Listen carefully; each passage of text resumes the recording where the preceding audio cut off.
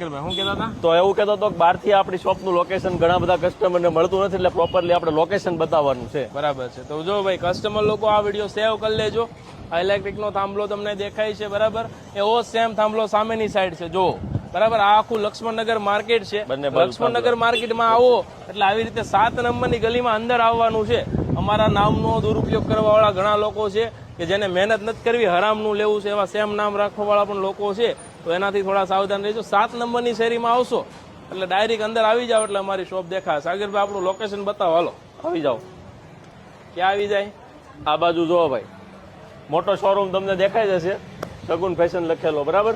જો આપણું એલિવેશન છે, આ એલિવેશન જોશો એટલે તમને આઈડિયા આવી જશે કયું ઓરિજિનલ શગુન છે બરાબર.